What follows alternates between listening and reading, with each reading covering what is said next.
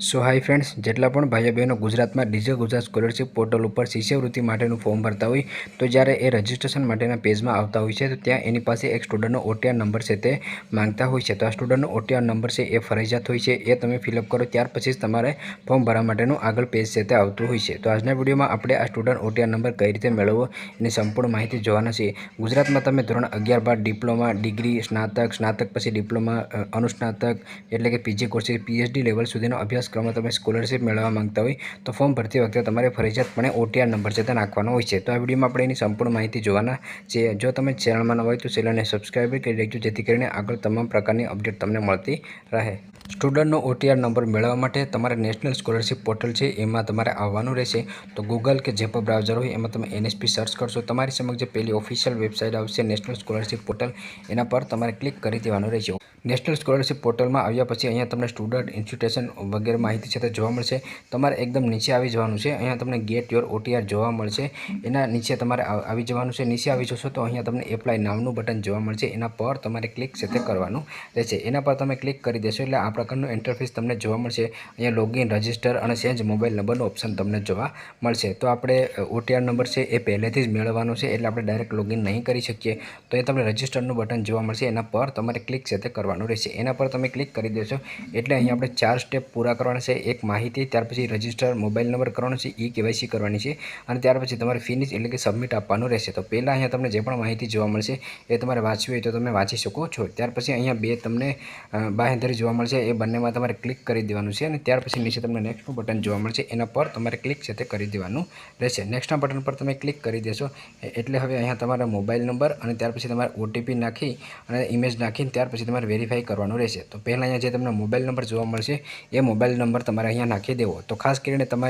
જે પણ mobile number નાખતા હોય એ મોબાઈલ નંબર તમારા આધાર કાર્ડ સાથે લિંક હોય એ જ મોબાઈલ નંબર તમારે નાખો, જેથી આગળ તમને કોઈ પણ પ્રકારનો પ્રોબ્લેમ આવે નહીં। તો અહીંયા તમારે આધાર કાર્ડ સાથે જોડાયેલ મોબાઈલ નંબર છે એ નાખશો, ત્યાર પછી ગેટ OTP પર ક્લિક કરી અને એન્ટર OTP કરશો।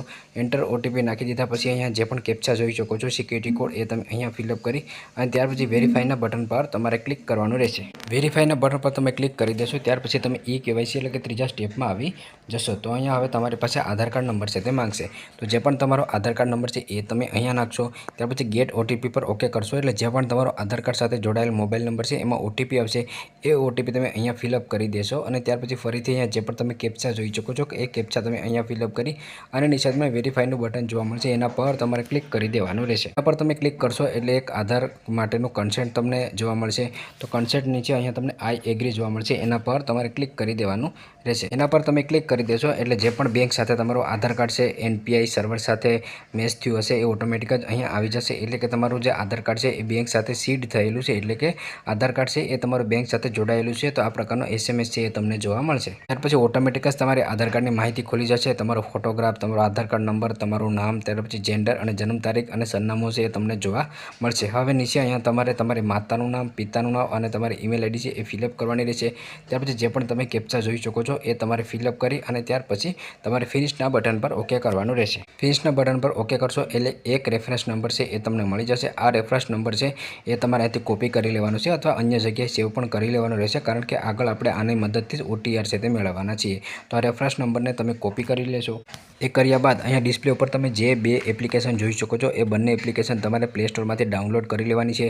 એક એપ્લિકેશન છે NSP OTRની, એ તમારે ડાઉનલોડ કરવાની છે અને બીજું જે આધાર કાર્ડનું જે ફેસ વેરિફિકેશન થતું હોય એના માટેની એપ્લિકેશન જે બંને તમે ડિસ્પ્લે પર જોઈ શકો છો એ તમારા મોબાઈલમાં તમારે ડાઉનલોડ કરી લેવાની રહેશે। તો ડાઉનલોડ થયા પછી NSP OTRની જે એપ્લિકેશન છે એ તમે ઓપન કરશો એટલે તમારી સમક્ષ આ પ્રકારનું લોગિન, રજિસ્ટર અને KYC ફેસ ઓથેન્ટિકેશન જોવા મળશે। તો પહેલાં તમારે લોગિન છે કરી લેવાનું રહેશે। તમે લોગિન કરી લેશો ત્યાર પછી તમારી સમક્ષ અહીંયા રેફરન્સ નંબર છે તે પૂછશે, તો રેફરન્સ નંબર જે આપણે અગાઉ મેળવ્યો એ તમે અહીંયા નાખી અને ત્યાર પછી સેન્ડ OTP પર ઓકે કરશો એટલે તમારા મોબાઈલમાં OTP જશે। OTP નાખી દેશો ત્યાર પછી નીચે જે કેપ્ચા જોવા મળશે એ તમારે નાખી દેવાના રહેશે। કેપ્ચા તમે નાખી દેશો ત્યાર પછી તમારી આધાર કાર્ડની ડિટેલ છે અહીંયા ખોલી જશે અને નીચે તમને પ્રોસેસ વિથ ફેસ ઓથેન્ટિકેશન જોવા મળશે, એના પર તમે ક્લિક કરશો। હવે જે બીજી એપ્લિકેશન આપણે ઓપન કરી હશે એની મદદથી તમારું ફેસનું ઓથેન્ટિકેશન થશે। ફેસ ઓથેન્ટિકેશનની મદદથી તમારો ફેસ છે એ વેરીફાઈ થશે અને ત્યાર પછી તાત્કાલિક જ તમને એપ્લિકેશનમાં એક OTR નંબર છે તે મળી જશે। તો આ OTR નંબર મળી જાય એ જ તમારે ડિજિટલ ગુજરાત સ્કોલરશિપ પોર્ટલમાં ફિલઅપ કરવાનો રહેશે।